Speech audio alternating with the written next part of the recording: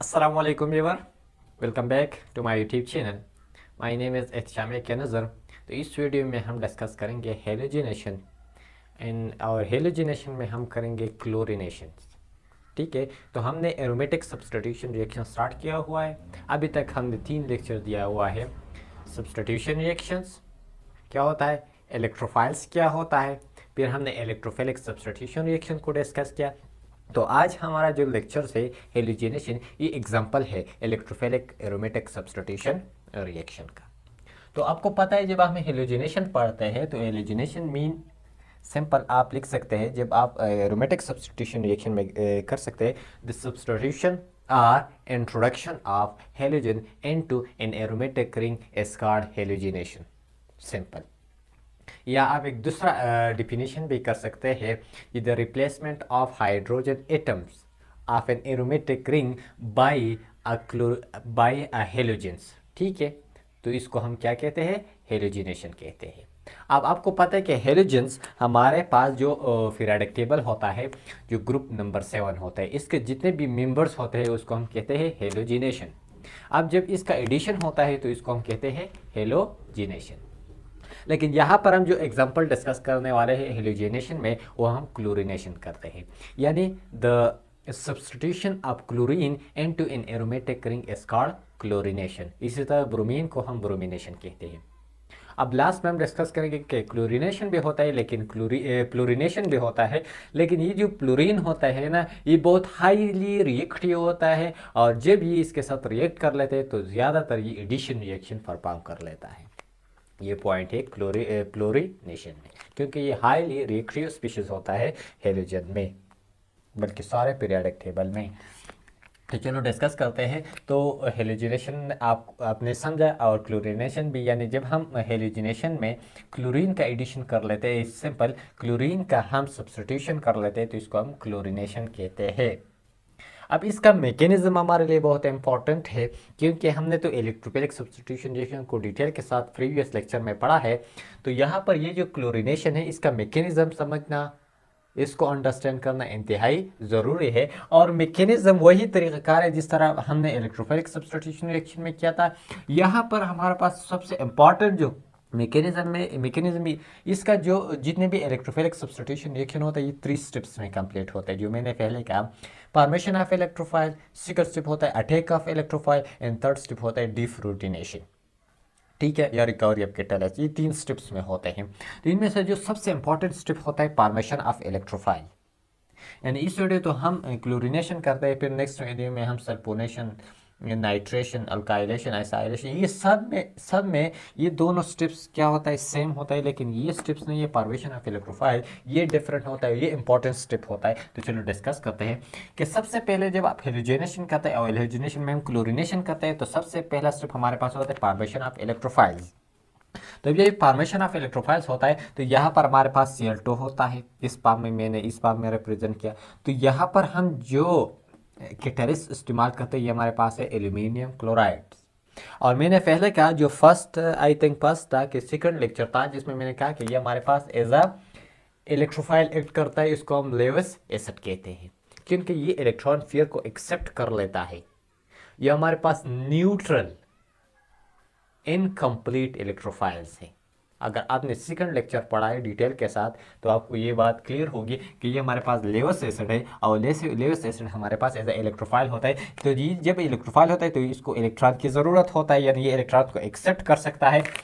तो यहाँ पर जब ये इस क्लोरीन पर अटैक कर लेता है, तो यहाँ से इस क्लोरीन का ये बॉन्ड है, ये कुछ इस तरह आता है, इस साइड पर आता है, यहाँ पर नेगेटिव चार्ज क्रिएट होता है, और यहाँ पर पॉजिटिव चार्ज। तो ये इसके साथ रिएक्ट कर लेते हैं, हमारे पास एल्यूमिनियम टेट्राक्लोराइड ये बना देता है नेगेटिव आयन, क्योंकि यहाँ पर ये इलेक्ट्रॉन ये लेता है, जब ये वाला इलेक्ट्रॉन ये क्लोरीन लेता है तो इस पर नेगेटिव चार्ज आता है, यानी इसके साथ इलेक्ट्रॉन अब ज़्यादा होता है। और एल्यूमिनियम ट्राइक्लोराइड यानी एल्यूमिनियम क्लोराइड, ये हमारे पास लेवस एसिड है, या इसको हम सिंपल इलेक्ट्रोफाइल कहते हैं। इसको इलेक्ट्रॉन की ज़रूरत होती है।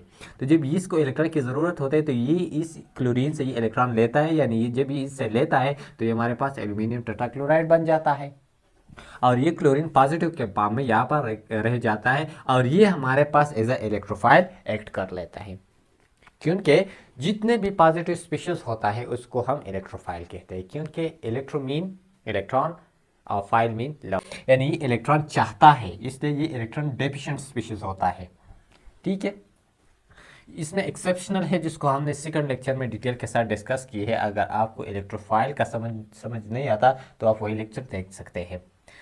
अब जब इलेक्ट्रोफाइल बना तो सेकंड स्टेप हमारे पास है अटैक ऑफ इलेक्ट्रोफाइल, या जिसको हम कहते हैं फॉर्मेशन ऑफ कार्बोनियम आयन। इस सेकंड स्टेप में हमारे पास एक तो कार्बोनियम आयन्स बन जाता है, तो इसको हम फॉर्मेशन ऑफ कार्बोनियम आयन्स भी कहते हैं। और या इसको हम जब ये इलेक्ट्रोफाइल होता है तो ये इलेक्ट्रोफाइल बनता है तो फिर ये इलेक्ट्रोफाइल इस बेंजीन रिंग पर अटैक कर लेता है, तो इसको हम अटैक ऑफ इलेक्ट्रोफाइल्स भी कहते हैं। तो ये हमारे पास सिंपल एक बेंजीन है, ठीक है, ये बेंजीन यहाँ पर है और ये इलेक्ट्रोफाइल बना है इस फर्स्ट नंबर स्ट्रिप में। अब ये इलेक्ट्रोफाइल इस पर अटैक करेगा, तो जब ये इलेक्ट्रॉन अटैक करेगा इस पाई इलेक्ट्रॉन पर, ये जो एक्सपोज पाई इलेक्ट्रॉन है इस पर ये अटैक करेगा। तो यहाँ पर मैंने ये जो एरो लगाया है यहाँ से यहाँ तक, ये हमारे पास शिफ्टिंग ऑफ इलेक्ट्रॉन को बता देता है। यदि ये इलेक्ट्रॉन ये लेता है, इसका मतलब ये नहीं है कि बेंजीन इस पर अटैक कर लेते हैं, ठीक है, ये पॉइंट नोट करना। इसका मतलब ये है कि ये इलेक्ट्रॉन इसको दे देता है, ये शिफ्टिंग ऑफ इलेक्ट्रॉन हमें बता देता है। तो जब ये क्लोरीन इस पर अटैक कर लेते हैं तो हमारे पास कुछ इस तरह बनता है। ये यहाँ पर हमारे पास ये वाला इलेक्ट्रॉन, मैं सिंपल कहूँगा कि ये फॉर एग्जांपल ये इलेक्ट्रॉन इसने इसको दिया, फिर इसके पास इसने बॉन्ड बना, ये साइड वाला जो ये इलेक्ट्रॉन है ये इसके साथ कार्बन, यानी इस कार्बन के साथ है, और ये वाला इसके साथ, और इसके साथ हमारे पास एक बॉन्ड बना क्लोरीन और इस कार्बन के साथ। यहाँ पर जब इस कार्बन ने इसका ये अपना इलेक्ट्रॉन इसको दिया तो यहाँ पर इलेक्ट्रॉन की कमी हुई इस कार्बन के साथ, तो यहाँ पर हमारे पास कौन सी चार्ज क्रिएट हुई, पॉजिटिव, क्योंकि इलेक्ट्रॉन जाने से, इलेक्ट्रॉन की कमी की वजह से हमारे पास जो चार्ज क्रिएट होता है वो हमारे पास पॉजिटिव चार्ज क्रिएट होता है। क्लियर है ये बात। और जब इलेक्ट्रॉन गेन कर लेते हैं कोई एक एटम तो नेगेटिव चार्ज क्रिएट होता है वहाँ पर। तो जब यहाँ पर पॉजिटिव चार्ज क्रिएट होता है तो इसी वजह से जब हमारे पास इस कार्बोनियम आयन को हम अरीनियम आयन भी कहते हैं, क्योंकि ये हमारे पास एरोमेटिक रिंग है, और जब कार्बन पर पॉजिटिव चार्ज आता है इसको हम कार्बोनियम आयन कहते हैं, या नेगेटिव इसको कार्बोकैटायन और कार्बोनाइन, इसको एक अलग टर्म है, लेकिन सिंपल इसको हम कार्बोनियम आयन कहते हैं। लेकिन in term of aromatic ring या बेंजीन इसको हम अरीनियम आयन भी कहते हैं। ठीक है, तो इसको हम कार्बोनियम आयन या अरीनियम आयन्स कहते हैं। अब यहाँ पर ये रेजोनेंस होता है। रेजोनेंस कैसे होता है कि इस कार्बन का वैलेंसी अनकम्प्लीट, यानी यहाँ पर इलेक्ट्रॉन की कमी है, तो ये इलेक्ट्रॉन यहाँ से यहाँ शिफ्ट होता है। तो जब यहाँ शिफ्ट होता है तो इस कार्बन का वैलेंसी तो कंप्लीट होता है, ये वाला इलेक्ट्रॉन जो है ये मोशन करता है यहाँ पर। तो जब ये यहाँ पर चला जाता है तो इस कार्बन के साथ इलेक्ट्रॉन कम होता है, तो जब इसके साथ इलेक्ट्रॉन कम होता है तो पॉजिटिव चार्ज यहाँ पर इस कार्बन पर पड़ता है, यहाँ पर इस कार्बन पर आता है पॉजिटिव चार्ज। अब यहाँ पर फिर ये इलेक्ट्रॉन यहाँ पर आते हैं, तो जब ये इलेक्ट्रॉन यहाँ पर आते हैं तो यहाँ जो कार्बन है इसका वैलेंसी अनकम्प्लीट होती है, यानी सिंपल यहाँ पर इलेक्ट्रॉन की कमी होती है तो पॉजिटिव चार्ज यहाँ पर आते हैं। ये तीनों हमारे पास क्या है, इसको हम कहते हैं रेजोनेटिंग स्ट्रक्चर्स। इस तीनों को हम कहते हैं रेजोनेटिंग स्ट्रक्चर्स। और ये क्यों होता है, क्योंकि ये इस अरीनियम आयन या कार्बोनियम आयन है इसको स्टेबलाइज कर देता है, रेजोनेंस होता है यहाँ पर। और इन तीनों को हम एक फॉर्म में रिप्रेजेंट कर सकते हैं, the sum of all resonating structure is called resonance hybrid. ठीक है, तो ये तीनों स्ट्रक्चर को हम इस फॉर्म में रिप्रेजेंट कर सकते हैं कि पॉजिटिव चार्ज यहाँ पर भी हो सकता है, यहाँ पर भी हो सकता है और यहाँ पर भी हो सकता है। किसकी वजह से, इस रेजोनेंस की वजह से। तो इसी वजह से the sum of all resonating structure is called resonance hybrid, इसको हम इस फॉर्म में रिप्रेजेंट कर सकते हैं। अब जब ये बना तो थर्ड जो स्टेप्स है हमारे पास है डीफ्रोटेनेशन। डीफ्रोटेनेशन हम कहते हैं लॉस ऑफ प्रोटॉन। यहाँ पर जो प्रोटॉन होता है, जो प्रोटॉन क्या हो, यहाँ पर प्रोटॉन कौन सा है, यहाँ पर है हाइड्रोजन, और हाइड्रोजन प्लस को हम क्या कहते हैं, प्रोटॉन कहते हैं, क्योंकि जब आप H+ लिखते हैं H+, तो H+ में आपको सिंपल है कि यहाँ पर आम नॉर्मल हाइड्रोजन में हमारे पास एक प्रोटॉन होता है और एक इलेक्ट्रॉन होता है।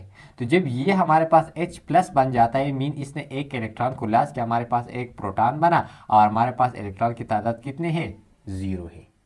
तो सिंपल इसी वजह से जब इसमें एक प्रोटॉन है, इलेक्ट्रॉन 0 है, तो इसी वजह से H+ को हम प्रोटॉन कहते हैं। तो यहाँ पर जो हाइड्रोजन होता है ये लॉस होता है, ठीक है, तो इसी वजह से उसको हम डीप्रोटोनेशन कहते हैं या रिकवरी ऑफ कैटालिस्ट। यहाँ पर हमने जो कैटालिस्ट लिया था इसका रिकवर होता है, अपने ओरिजिनल फॉर्म में आता है।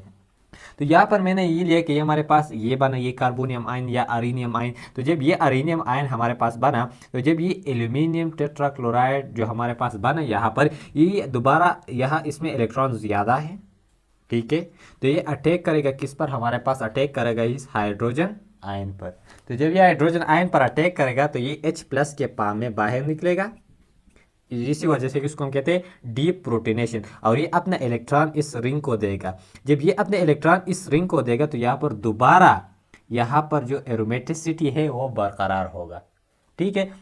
एरोमेटिक रिंग बनेगा और ये क्लोरीन यहाँ पर रह जाएगा, हमारे पास क्लोरो बेंजीन बनेगा, ठीक है। और ये हाइड्रोजन H+ यानी प्रोटॉन के सूरत में बाहर निकलेगा, लॉस ऑफ प्रोटॉन, इसी वजह से उसको हम कहते हैं डी प्रोटोनेशन। और यहाँ पर जो एल्यूमिनियम टेट्राक्लोराइड है, इनमें से एक Cl और इस H के साथ रिएक्ट कर लेते हैं, HCl बनता है, हाइड्रोक्लोरिक एसिड। और हमारे पास एल्यूमिनियम ट्राइक्लोराइड जो हमारे पास लेवस एसिड है वही दोबारा रिकवर होता है, ठीक है। तो ये था सिंपल मैकेनिज्म ऑफ हेलोजिनेशन, जिसमें हमने क्लोरीन का किया तो इसको हम क्लोरीनेशन कहते हैं। अगर हम ब्रोमीन ले रहे हैं तो इसको हम ब्रोमिनेशन, आयोडीनेशन, सिंपल। लेकिन इसमें जो मैंने पहले कहा कि जो फ्लोरीन है, फ्लोरीन ये बहुत हाईली रिएक्टिव है। ये ज़्यादातर जब ये रिएक्ट कर लेते हैं तो यहाँ पर हमारे पास क्या बन जाता है, एडिशन रिएक्शन। यहाँ पर जो ये पाई इलेक्ट्रॉन है सब के सब 6 फ्लोरीन क्या होता है, अटैच होता है, जब हम एक्सेस में फ्लोरीन ले रहे हैं, ठीक है। तो ये सिंपल था हेलोजिनेशन। ये हमारे पास एग्जाम्पल था of electrophilic aromatic substitution reaction. इंशाल्लाह नेक्स्ट लेक्चर्स में हम पढ़ेंगे नाइट्रेशन एंड सल्फोनेशन। इंशाल्लाह इन सब में ये दोनों स्टेप तो सेम होता है, लेकिन ये वाला स्टेप्स नहीं, ये फर्स्ट स्टेप फॉर्मेशन ऑफ इलेक्ट्रोपाइल, ये बहुत इंपॉर्टेंट होता है। तो जो लोग इस चैनल पर नए, चैनल को सब्सक्राइब कीजिए, लाइक कीजिए, अपने दोस्तों के साथ शेयर कीजिए, लेकिन जो आने वाले लेक्चर है इसका नोटिफिकेशन आपको मिल जाए, इसलिए बेल आइकन के बटन को प्रेस करें। Thank you for watching.